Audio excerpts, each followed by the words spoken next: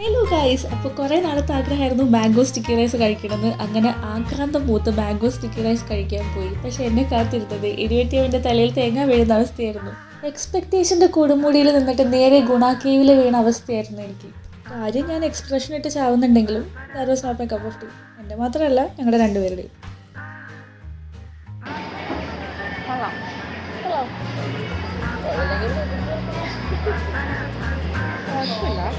ഞാൻ ഭയങ്കര എക്സ്പെക്ട് ചെയ്താണ് വന്നത്. എക്സ്പെക്ടേഷൻ കിട്ടിയില്ല.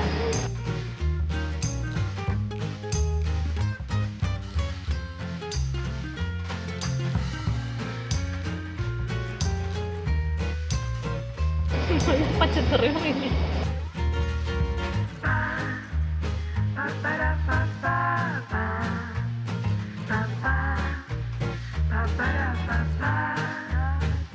ഇത് നീ കഴിക്കാം.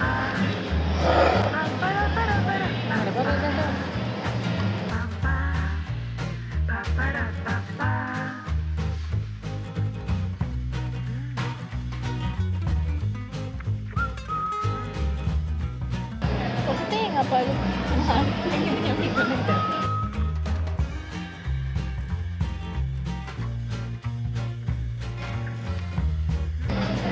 അത് എക്സ്പെക്ട് ചെയ്ത് വരാനുണ്ട്. തേങ്ങാപ്പാൽ മാത്രം കൊള്ളാം. തേങ്ങാപ്പാൽ കുറച്ചുകൂടി തേങ്ങാപ്പാൽ വരും.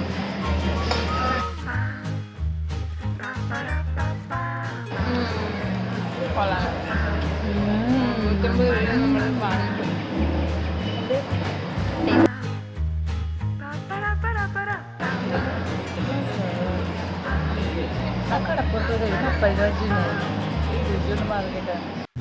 എന്ത് വില കൊടുത്ത് ഇത് കഴിച്ചു തീർക്കണം എന്നായിരുന്നു ഞങ്ങളുടെ ആഗ്രഹം. കാര്യം ക്രേവിങ്സ് ഒക്കെ ആണെങ്കിലും 350 രൂപ അങ്ങനെ വെറുതെ കളയാൻ പറ്റില്ലല്ലോ. 300 രൂപ നമ്മൾ കളയില്ല.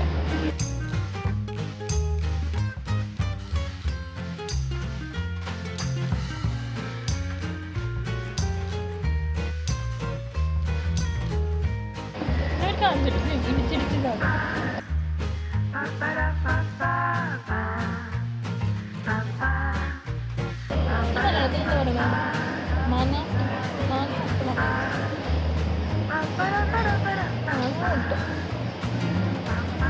മാങ്ങോട്ടി റൈസ്